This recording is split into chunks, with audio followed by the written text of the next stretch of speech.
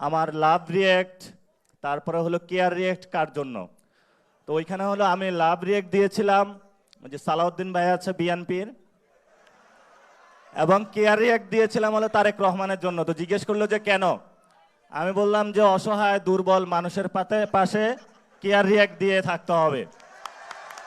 তো সেখানে আমি স্পষ্ট বলেছি, বাংলাদেশের রাজনৈতিক যে তরি আছে বা জাহাজ, এটাতে যিনি ড্রাইভিং সিটে বসেছে সে জানে না বাংলাদেশকে কোথায় নিয়ে যাবে।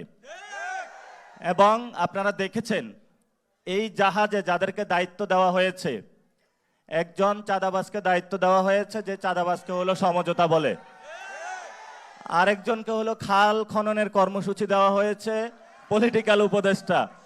তো আমরা বলেছিলাম ওই যে বলে না যে খাল কেটে হলো কুমির নিয়ে এসে, তো আগে জিয়াউর রহমান খাল কেটেছিলেন বাংলাদেশের উন্নয়নের জন্য, আর এখন তাকে উপদেষ্টা করা হয়েছে, মন্ত্রিত্ব দেওয়া হয়েছে, খাল খনন করতে দেওয়া হয়েছে যাতে ইন্ডিয়ান প্রজেক্টগুলো বাংলাদেশে নিয়ে আসা যায়। লন্ডন থেকে উড়ে এসে জুড়ে বসেছে একজন, বাংলাদেশে বসেছে, আওয়ামী লীগের সাথে আতাত করেছে, বলেছে তোমরা যদি আমাদেরকে ভোট দাও তাহলে আমরা তোমাদের সব অফিসগুলো নিজ উদ্যোগে গিয়ে খুলে দেব।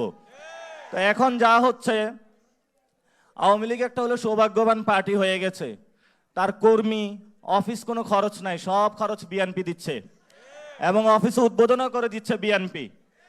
ওইখানে যারা এমপি আছেন তারা আওয়ামী লীগের অফিসের দায়িত্ব নিয়েছে। এই হলো আমাদের বাংলাদেশ।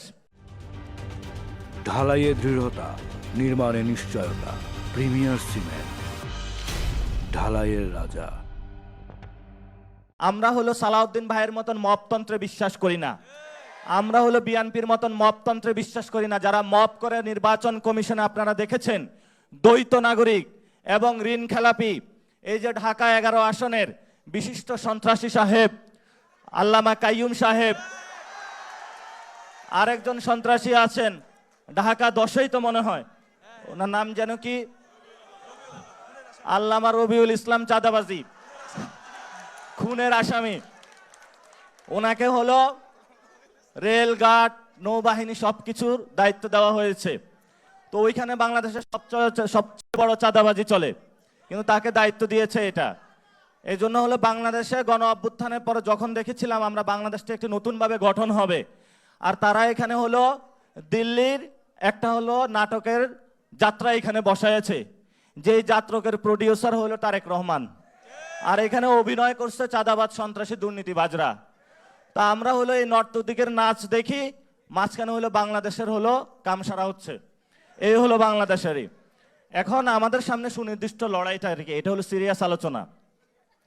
সুনির্দিষ্ট লড়াইটা হলো, আপনারা দেখেন আমরা কিন্তু কোটা সংস্কারের দাবিতে মাঠে নেমেছিলাম। এটার অন্যতম কারণ ছিল আমাদের পকেটে টাকা নাই, আমাদের চাকরি নাই, মা বাপ এলাকায় বসে আছে যে কখন ছেলে তুই টাকা পাঠাইবি, চাকরি পাইবি। গার্লফ্রেন্ড কল দিয়ে প্রত্যেক রাতে বলে কখন আমাকে বিয়ে করবা। ফলত তরুণদের পকেটে চাকরি নাই, তারা বিয়েও করতে পারতেছে না, মা বাপ যে টাকা দিয়ে পড়াশোনা করেছে সে টাকাও রিব্যাক করতে পারতেছে না। ফলত আমাদের এত 9-6 এইসব চান্দাবাজি ড্রামা দেখে আমাদের লাভ নাই। আমাদের তরুণদের চাকরি প্রয়োজন, আমাদের ভালো একটা শিক্ষা প্রয়োজন ব্যবস্থা, যে শিক্ষা ব্যবস্থার মধ্য দিয়ে আমরা নতুন বাংলাদেশ গঠন করতে পারবো। সারাদিন ক্লাসে আইসা এইসব দেখেন নাই, এখন বিসির কথা কাদেরকে বলা হচ্ছে, বাংলাদেশ ব্যাংকে একজনকে বসিয়ে দিয়েছে সোয়েটার ব্যবসায়ী। আরে বেটা, তোর কাজ ছিল হলো শীত আসতেছে, সামনের শীতে হলো কিভাবে সোয়েটার বিক্রি করবে, ওর হলো তোর কাজ। তুমি আসছো বাংলাদেশ ব্যাংক ধ্বংস করতে।